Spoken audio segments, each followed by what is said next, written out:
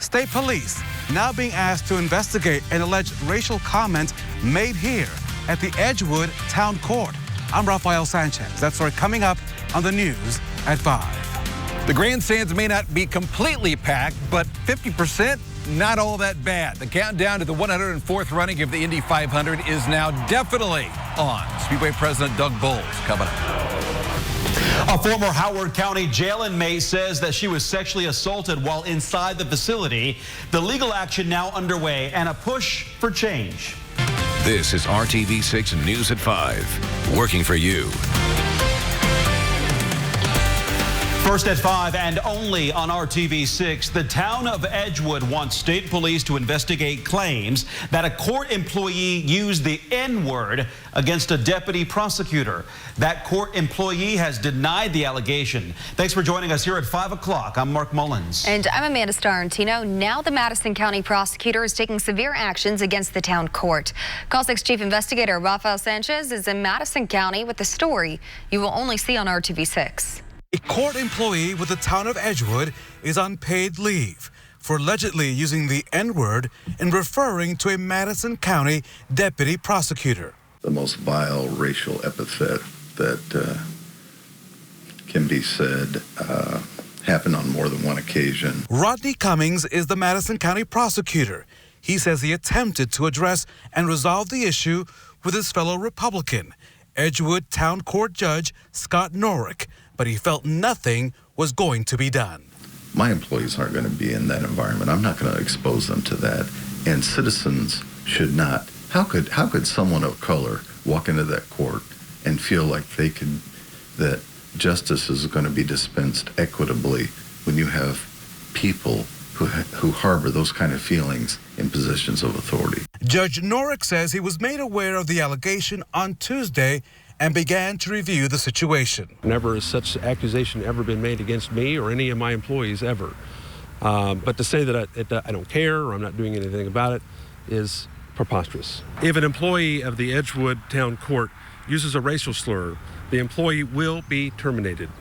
In this situation referred to by the Madison County prosecutor, Mr. Cummings, the employee has denied the allegation. The alleged racial slur was made against Deputy Prosecutor Rosemary Corey, who is black. She did not hear it, but a co-worker who was white did and reported it in person and in writing to the prosecutor.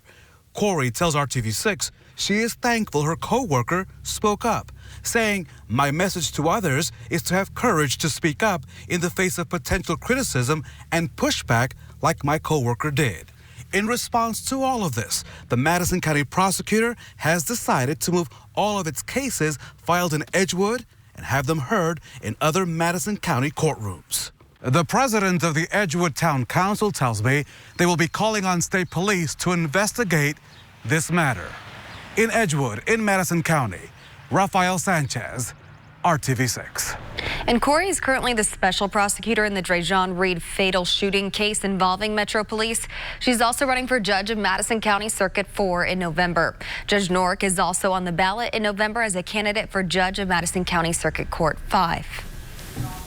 On Thursday, July 2nd, RTV6, along with our partners at Radio 1, will air a virtual town hall called Conversation on Race, Connecting Central Indiana. Tonight, RTV6's Nicole Griffin is talking with some of the speakers about the messages they hope people take away from this conversation. The hour-long virtual town hall is a chance to have a necessary conversation about race, one that can often be difficult and uncomfortable. The leaders we spoke with say this is a time for everyone to listen in and be part of the change. Families are talking about being Black in America. What does that mean?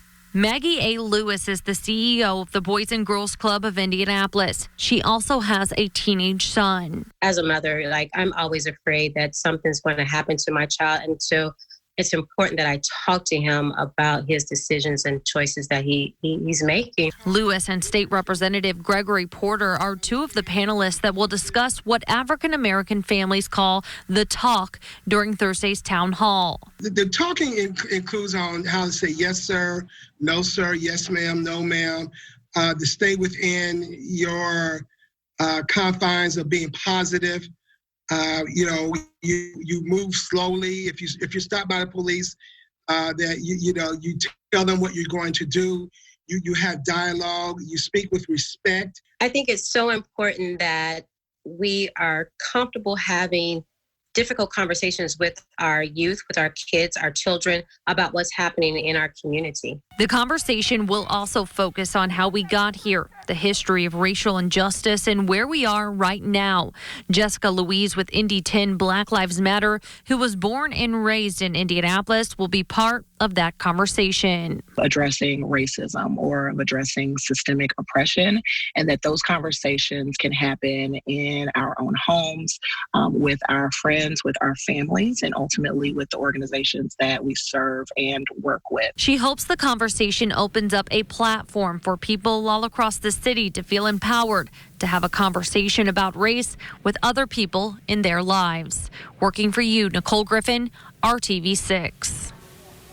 And you can watch Conversation on Race Connecting Central Indiana Thursday, July 2nd from 7 until 8 p.m. right here on RTV6 and on our digital platforms. It will also be simulcast on 3 Radio 1 stations. Big news today from the Indianapolis Motor Speedway. Plans are moving ahead to hold the Indy 500 on August 23rd, but with fan attendance limited to 50% of capacity. That announcement made today by IMS President Doug Bowles. RTV6 Sports Director Dave First talked to him about how this is going to work. The countdown is officially on now for the 104th running of the Indianapolis 500 coming up August 23rd. Although some reshuffling with tickets and whatnot for fans, Doug, where do they begin to make sure they can get some tickets? Well, if fans have already ordered their tickets, they'll either get an email or a letter from us, or they can call the ticket office, and they're going to get some options, because we are going to try and limit the capacity to 50% of the venue, which means if you have tickets, we're going to guarantee that you can keep half of those tickets in or near the location where you are, and then the other half, we're just going to have to see where it is. So there's some options for them to choose where to select those. But the biggest thing right now is get online, go to your account, make those selections, and then over the course of the next couple of weeks, we're going to do some moving around of things in the venue, and we're going to take care of as many people as we can. I can only imagine the logistics getting to this decision. Can you explain some of those that hey, we're going to rely on 50% because this race is nothing if not with fans. So and we've said that all along. The fans are what make the Indianapolis 500 what it is, and we really need to be focused on that. And we know that this is going to impact some people, but the other side of it is we do have folks who are saying, you know what, I don't want to come this year. So if they don't, we're giving them a credit for next year. They can maintain their seniority. They don't lose their seats. So I think hopefully we're going to get in a spot where we can take care of most people and make them feel pretty good about the event. Social distancing, how is that going to work in the grandstands themselves? So a lot of what we're going to learn in the grandstands and what we're going to do with the grandstands, we're going to find out on the backside of how many people don't want to come, what kind of spacing do we have, and then we'll start to build out what that physical distancing looks like. So that'll happen over the course of the next couple weeks. We're trying to do everything we can to get fans here, and I know some fans are going to be disappointed because it's not going to be exactly like an Indy 500 that we expect, and tradition obviously is important here, but the bigger picture is we want to make sure we have the Indy 500, we want to make sure we take care of as many customers as possible, and we want everybody to be as safe as possible. So we're just going to have to live with 2020 and look forward to August 23rd and then 2021 when we can do May right and not do it in August. There is an IndyCar race, NASCAR next weekend, and the 104th running of the Indy 500. I counted this up. 58 days away. The countdown is on. Speedway President Doug Bowles. I'm Dave First. Thanks, guys. Appreciate it. A Kokomo woman is taking legal action after she says she was sexually assaulted by corrections officers at the Howard County Jail. Call 6 investigates. Kara Kenny dug through the complaint and explains why she's speaking out. In February, Shayna Turner was serving time at the Howard County Jail on charges related to theft and escape. She says she was sexually assaulted on 2 occasions by 2 different corrections officers. Shayna and her attorney, Tim Stays, have filed a tort claim against the Howard County Sheriff's Office and jail, putting them on notice of their intent to sue for negligence. I don't think that's right. I mean, we're all human. Some people make mistakes, some people don't. We're just like anybody else. We just chose to make that mistake. Doesn't mean that we don't have the same rights as somebody that's not in jail. Obviously, we want to see the truth told. Sunlight's the best disinfectant. I think we all want to have good, honorable law enforcement officers, and sometimes we have to take actions to pick out ones that aren't and deal with them. Shayna reported the allegations to the sheriff's office. Shortly after, in early March, the sheriff announced 6 employees were terminated at the jail following an internal investigation into allegations of improper activity with inmates that violated department policies. 2 incidents were referred to the prosecutor's office for possible criminal charges. Shayna's attorney says at least one of the officers who touched Shayna was among the 6 fired. We reached out to Sheriff Jerry Asher about Shayna's claims. He told us no comment. Shayna says she's speaking out because she thinks others are afraid no one will believe them, and she hopes to prompt changes at the jail. Kara Kenny, RTV6. The Howard County prosecutor told us this afternoon he reviewed the information provided by the sheriff's office and found there was insufficient evidence to file charges against correctional officers. Prosecutor Mark McCann says that there was no independent evidence to prove beyond a reasonable doubt that a crime occurred. Confirmed COVID-19 cases in the U.S. have hit a record high for the second straight day, nearly 40,000 in 24 hours. The Centers for Disease Control says for every reported case, there may be as many as 10 other people infected. At least 29 states are seeing a rise in cases, but Indiana is not one of them. Here in Indiana, the number of new death reports has leveled off at 9 for the past 3 days. The total number of Hoosiers who have died is 2,403. 510 more Hoosiers have tested positive for the virus, about the same as reported yesterday. Overall, more than 44,100 people have tested positive. And medical experts continue to say one of the ways to slow the spread of the virus is to wear a mask. The city of Indianapolis is partnering with Indigo to distribute free face coverings. You can pick one up when you catch the bus at the Julia Carson Transit Center downtown. They will be available at a pop-up station outside the center from 8 to 7 Monday through Friday and 9 to noon on Saturday while supplies last. Marion County residents can also request a free mask by going to indy.gov/masks. If a man like that jumps on me, I don't know what I can do to defend myself. With a knife. A woman is sharing her story after she reports being attacked downtown. What police say you need to know to stay safe. And a new traffic alert tonight. An interstate closed for repairs. How long this will last? Kevin? And we're dry in central Indiana for now. Thunderstorms to the north. We'll talk about where they go overnight and what your weekend looks like coming up. Easy. Even Petey can do it. An Indianapolis woman is sharing her story tonight after being attacked in a parking lot downtown. Police have arrested a man named Victor Johnson, who is also accused of attacking several others last week. Our policy at RTV6 is to conceal the identity of victims involved in sexual assault cases. But tonight you'll hear from one of them who wanted to share her story with our Megan Sanctorum. It was just very fast, very, very fast. It's a scene that keeps playing over and over in this Indianapolis woman's head.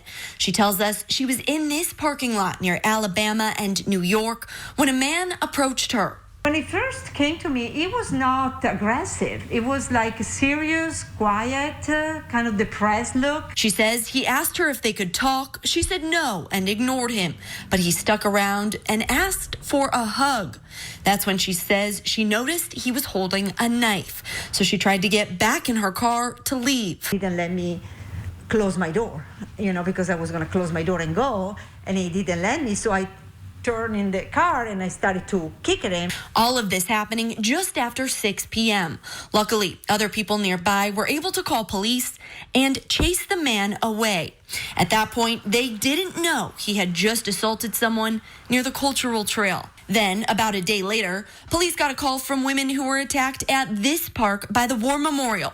A short time later, a woman was found stabbed in the neck on this portion of the Cultural Trail near Illinois. Police say the same man threatened to have sex with the woman before physically assaulting her. Others on the trail chased the man down and held him until police arrived. All of this is detailed in court documents. I really feel bad that the day after, he was still around and able to do what he did. She says she won't let this stop her from enjoying time downtown. She plans to take self-defense classes in the future. Working for you, Megan Sanctorum, RTV6. Well, to protect yourself, police recommend sticking to well-lit areas. They say if you feel like someone is following you, go to a well-populated area and call 911. Right now, a normally very busy interstate on a Friday evening is very quiet. I-70 westbound between the South Split and Ronald Reagan Parkway on the west side, as you can see here, is completely closed, and that full closure took effect early this morning and is scheduled to last a month until late July. Crews are doing concrete patching work on bridge joints and bridge decks. This is similar to the work that was just completed in that same stretch on the eastbound lanes. Kevin. I'm here. I know. It's nice to actually talk to you in person. Temperatures today steamy. You feel the difference, right? How many times did I redo my hair before the show? You could feel it. You're onto something, because your hair's actually longer on a humid day than when the air's real dry, because it soaks up that moisture. You get the frizzies and it freaks out. But there are ways to deal with that. I'll go through some of my hair tips here in just a little bit. Let's take a look at Main Street in Speedway. There's the checkered flag, and of course Dave just reported from the gates there, the main entrance, about the change for the 500 coming up in August. But that's a change, being able to dine. That's nice. Good day today. A little on the breezy side at times. When you eat out, you just got to use strategy so that everything doesn't fly away. 89. The temperature right now. We hit 90 today, third time so far this year. Wind is out of the southwest. That is not going to change tonight, tomorrow, Sunday, Monday. It will keep feeding in very moist air and keep temperatures above average. As far as any threat for severe weather, the strongest storms will target Wisconsin and northern portions of Illinois tonight. For us, eventually, thunderstorms that are to the north will drop into central Indiana through the overnight, but I think it's more unfavorable environment for those storms to maintain strength, so they should lose some of their punch. We don't have any thunderstorms in central Indiana now, which means you got the green light for your evening activities. It's not to say that we wouldn't see an isolated pop-up, but that's really what it would be. You'd be unlucky to catch one of those. 94 is what it feels like in Lafayette. The actual temperature is 92. 91 in Terre Haute. Indianapolis currently at 89, but notice then the heat index value, what it feels like, is warmer than the actual temperature. Okay, we've got a friend that likes to watch us online. This is Danny, and she goes online to watch RTV6 News. Look at that, a little cup of coffee, watching the news. Yeah, I like her style. She's tired of me taking dogs for a walk. So this is I don't blame her. Her time to shine. Thanks for Terry Tilley for sending in the picture. Temperatures this evening change very slowly as we stay sticky and dry. Overnight, the threat for severe storms is greatest the closer you get to the state line with Michigan. Once you get from Lafayette to the north, there's a slight risk of storms. 7 o'clock to 11, the thunderstorm still well to the north, just around South Bend and the toll road. For the weekend, thunderstorms are likely both tomorrow and on Sunday. The timing is nearly impossible just to give you exact time and windows for these. Certainly the heating of the afternoon makes it most likely time. Any of the stronger storms, wind and hail would be the main threat. Some ongoing thunderstorms tomorrow morning, 7 to 10 a.m. Those sweep to the south and east. Then I think we see redevelopment, but exactly where will be anywhere in central Indiana in that 1 to 7 o'clock time frame. Just be aware if you have outdoor activities, they'll likely be interrupted at some point this weekend. Not much changes Monday and Tuesday. Temperatures still in the middle to upper 80s. Even late next week, temperatures around 70 for lows, middle to upper 80s for highs, but the rain chance diminishing. Thank you, Kevin. Still ahead here at 5, ready to hit the street to start protecting you. What makes the new officers in this IMPD recruit class unique? Keller and Keller. Right now. Tonight, 50 men and women have their badges and are ready to begin their field training as officers with the Indianapolis Metropolitan Police Department. And today, the members of IMPD's 20th recruit class receive their badges from IMPD Chief Randall Taylor and Mayor Joe Hogsett.